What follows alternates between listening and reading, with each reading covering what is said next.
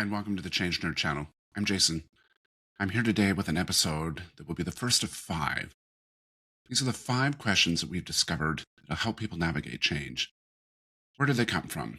They came from working with people, talking with friends, family, because people personally, professionally were challenged with getting things done that they wanted to. A lot of what's out there around change management can be complicated and technical, and feedback taught me that it needed to be simpler. When I would use phrases like sustainability with people, they'd be like, "What do you mean? Like recycling? No, like having it stick." Those types of things are what I learned in talking with people and sharing thoughts and ideas to help them navigate their change. So, as I mentioned, this is the first of five, focusing on the most important thing we can do when it comes to change, and that is have a solid foundation of why. This came about because professionally, Towers Watson released some data saying only 68% of managers get the message about reasons behind major organizational decisions. Personally, in talking with people, they were struggling to get changes done that they wanted to get done, like changing the color of the bathroom, or redoing the landscaping, or changing the destination of a vacation that they had been planning. In all of this, we discovered that it was getting the hearts and minds of people to understand that I'd like to do something different. We need to do something different, or we're having something different done to us. Converting the hearts and minds is one of the toughest things in change management. And so starting with the foundation of the why helps start on that journey and helps people get comfortable with what the new normal could look like. So today we're going to talk about the number one question in the five questions of change, and that is why this and why now. In talking with friends, family, leaders at work, and other people in my career, I will ask them, how good are you at explaining the why behind a change? And I get anything from, I'm actually really good at it. People come to me to learn how. Some people say I get by. Others say I could improve. Others are like, oh no, I'm absolutely not good at it at all. In some cases, some people plead the fifth, and that's fine. That's understandable. At the end of the day, people are generally not where they want to be when it comes to explaining the why behind a change. So let's dig into that and let's talk about that. One of the things we have to be mindful of when we are explaining the why behind a change is to not over or underinflate the urgency. Overinflating the urgency makes everything seem like it's an emergency. And if you've ever used the Eisenhower quadrant where you rank things on urgency and importance, you discover that things aren't always urgent and aren't always important.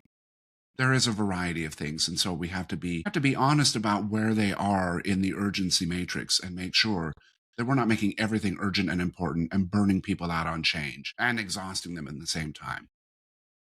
Underinflating it can have issues too, because underinflating it may cause us to not bring the right sense of urgency, and then people don't take action when you need them to.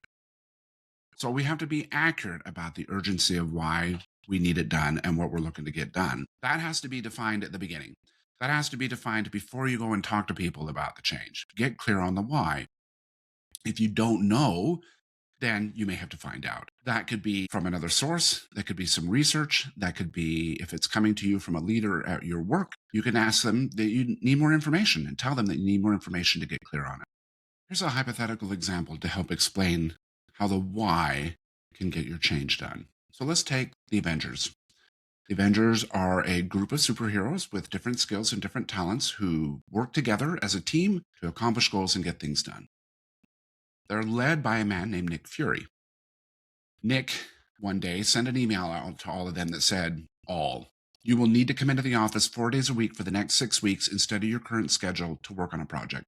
See me if you have any questions. Well, that got everybody all upset because it wasn't clear what was happening, why it was happening, or what they were going to get out of it. And it made Nick upset because he couldn't understand why they weren't getting behind it and why there was friction. So Nick called the change nerd and said, I'm having a problem getting this change done. And the change nerd looked at his email and said, Nick, you're missing some key pieces here. Most notably the why, but also what does success look like when you're done? How do they benefit from the change? What happens if nothing is done? And does anything go away as a result of doing this? And Nick said, okay, help me with this then. All right, we will. So Change Nerd sat down with Nick and said, Nick, let's redo this email. So the email got much bigger. The email included the why this and why now, as they have an excellent opportunity to help support a project that can significantly reduce expense. What does success look like? It will make accountability easier. It's an efficient process. It's a significant time savings. Does anything go away? Yes, I understand that you may need to plan to accommodate the change because you probably had things already scheduled on days that you now have to come into the office. And he offered to get with him as soon as possible to provide any support. This is a big change from his original one that said basically do it because I said so and come into the office. But we ended up with a happy Nick because Nick was able to go through and talk with his folks, offer support, get them behind the change, and then they all made their schedule changes and came into the office with minimal friction. Here's an example of an urgency that we weren't comfortable with that we finally got comfortable with because of the actions of a company. Our air conditioning went out in August, and we live in Las Vegas, Nevada. So having your air conditioning in the upper floor go out is not good. Fortunately, we went out in the middle of the night and the house remained cool and we were able to get someone out the next morning. But when they came out, they discovered it was indeed needing replacement. So of course we thought, well, yeah, everybody wants it replaced yesterday, especially somebody selling HVAC systems. But they sat down with us and they mapped out everything that could happen if we did or did not replace the system. They said we can put a temporary fix on it and then you can get a few days out of it and then you're going to eventually need to replace the whole thing. So we did the temporary fix. They came out, they replaced the entire thing, and in the process of replacing, especially the internal air handler and stuff, they showed us the corrosion, they showed us everything that was beginning to fail. So we knew they weren't just telling us for the sake of getting money. Something similar happened to me when I got a nail through the tire of my car.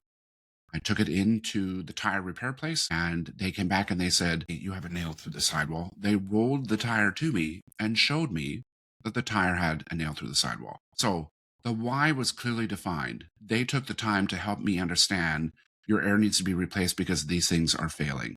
Your tire needs to be replaced because there's a nail through the sidewall.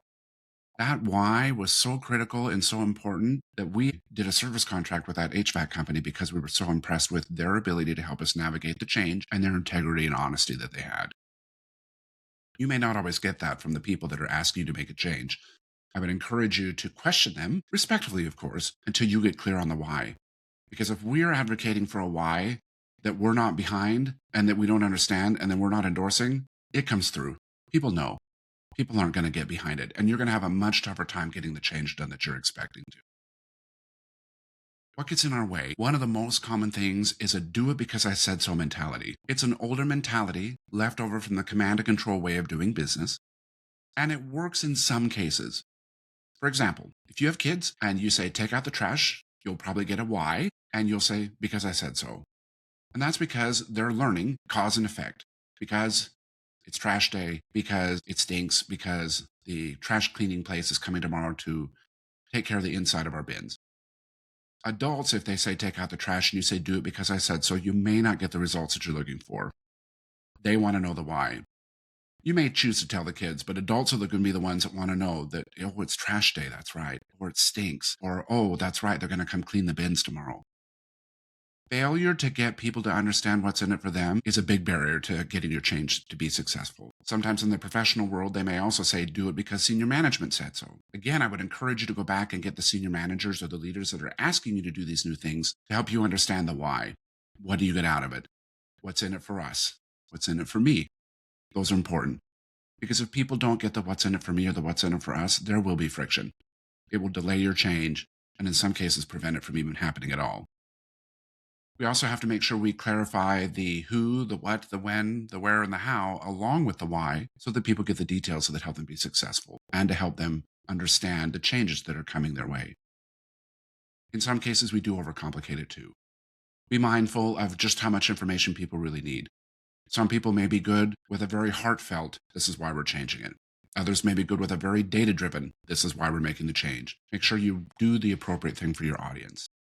Thanks so much for joining us for this episode. We hope you learned something new about the importance of the why and the foundational elements of change. As I mentioned, this is the first in a series of 5, so there will be more coming to help you navigate the complexities and get things done that you like to. Be sure to like and subscribe, and we'll see you again soon.